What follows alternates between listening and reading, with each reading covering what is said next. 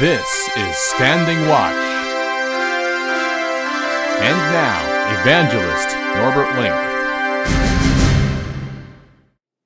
Greetings, everyone, and welcome back to our Standing Watch program. In a recent Standing Watch program titled The Second Impeachment Circus, I pointed out that I had stated that Donald Trump would stay in office in the White House in 2020, and I apologized for that statement, which turned out to be false, because obviously he is not in the White House right now. But at the same time, I also stated that more will have to be said in order to present an entire picture, a complete puzzle, and this program today will be used by me to start with that process. Now, to begin with, I like to talk about the Senate Banana Republic show trial, and that it is unconstitutional as to what is happening right now. And let me be plain. It is against the law. It is illegal. It is in violation of the Constitution. And a plain reading of the Constitution should make this very clear to everybody with a unsuspecting, with an open mind away from certain political motives.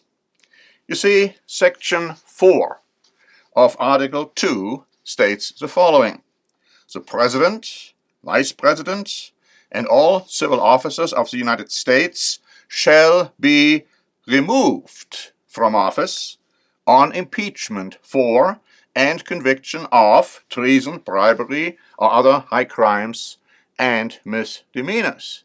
So the plain text tells you that the president can be removed from office when he is guilty of these different elements. In our case, Trump is no longer the president. He is already removed from office, if you please. So this whole Senate procedure, the House procedure, doesn't apply. It's against the Constitution, but it goes even further than that. Article 1, Section 3, Clause 6 of the Constitution reads, "The Senate shall have the sole power to try all impeachments. When sitting for that purpose, they shall be on oath or affirmation. When the President of the United States is tried, the Chief Justice shall preside." The Chief Justice Roberts doesn't preside. He rejected, he refused to preside, because obviously it wouldn't be the President of the United States who would be tried, but a citizen, somebody who has already been removed from office, or let's put it this way, who has already left office. So now you have somebody who is presiding over this sham, hoax, trial, quote unquote, who is a Democrat, and who has already said that Trump should be convicted. Now, what kind of a trial is that? As I said, it's a banana trial, a absolutely ridiculous situation. So it goes further.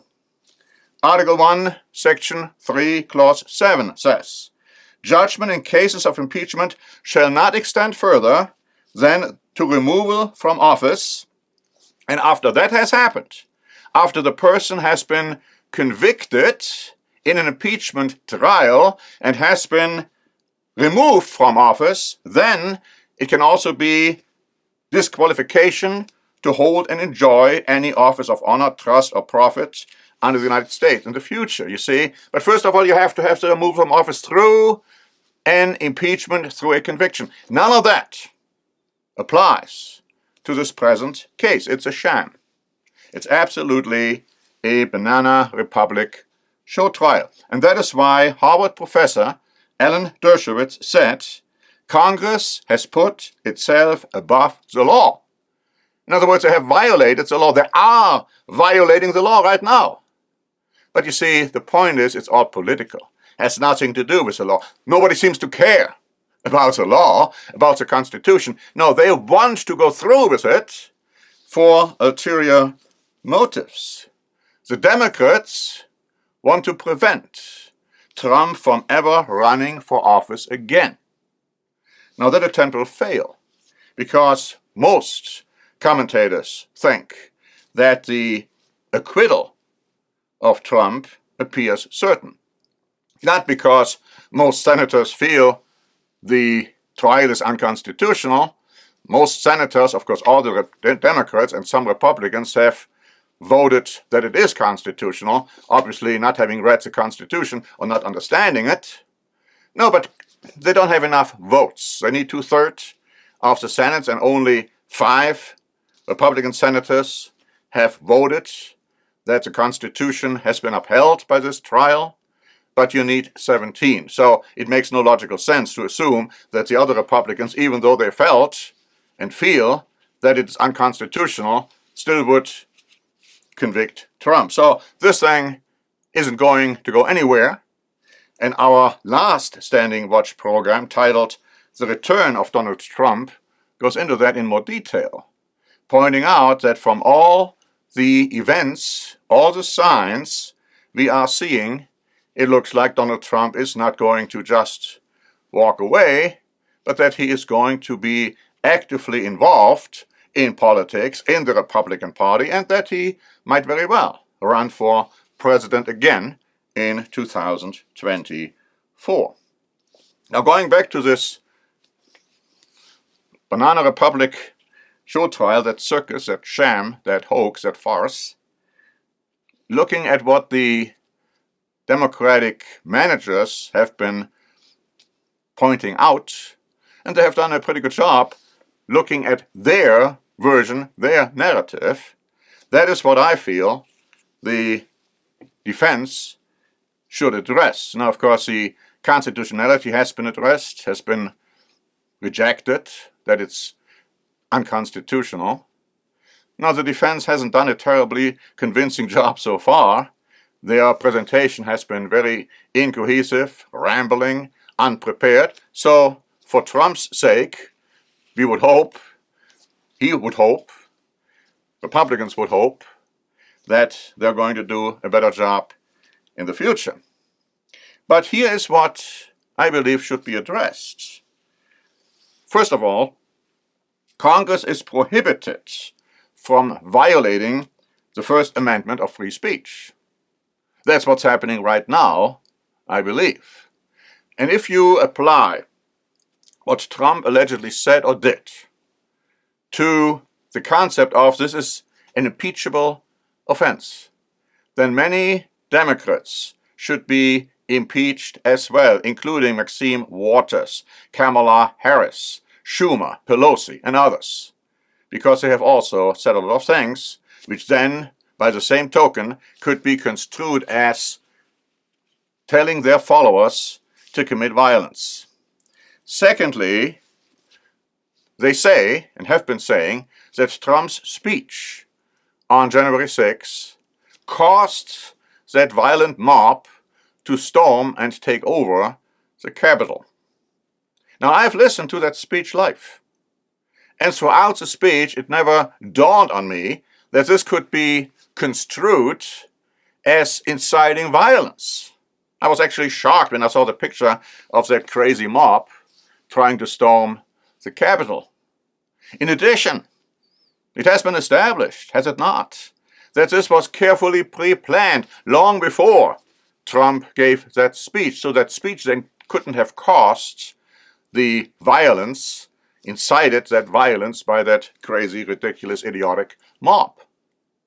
And then thirdly, the managers have been saying time and again in their presentation that apart from the speech, Trump has been incited violence, has been encouraging his supporters because of his repeated, unsubstantiated lie of voter fraud. Now that, I think, must be addressed by the defense in their rebuttal. Now, going back to what I said at the beginning of the Standing Watch program, where I said more needs to be addressed, more needs to be said, insofar as the election 2020 is concerned. Now, I've written a lengthy letter, And here is a copy of it. It has been sent to our members, to our subscribers. And when you want to have a copy of it, please write us and we'll be happy to send you a copy. It has also been posted on our website. I'd like to just read to you the beginning of this letter, where I say, "This is a very personal letter, which I wanted to write in order to clear up some misunderstanding and address some outstanding issues. As many of you know, I stated quite strongly and repeatedly that I was convinced, based on my understanding of biblical prophecy, that Donald Trump would be re-elected in 2020 and that he would stay in office. I have since then apologized for my statements in a recent Standing Watch program titled The Second Impeachment Circus. Nothing in this letter is meant to take away from my apology. That Donald Trump isn't presently occupying the White House is obvious. Still, I also promised in the Standing Watch program that more would have to be explained in order to get the entire picture. This letter is meant to do just that. When Donald Trump announced that he would run for the presidency in 2016, I stated with conviction that I believed he would become president. I stated with the same conviction that I believed he would be re-elected in 2020. What went wrong? Several ministers, numerous members wrote me to tell me or remind me of the fact that they likewise were convinced, or at least felt very strongly, that Mr. Trump would stay in office. How could we all have been so wrong? And then I start to explain in this letter how God looks at things. I am quoting many scriptures, backing up what I have been saying, what I am saying in this letter, and I would recommend and encourage you to read it in its entirety. Because you see, there is still a future. It's a very bleak future for the United States of America. We have been telling you this for many, many years. And events will happen soon, which will surprise most people.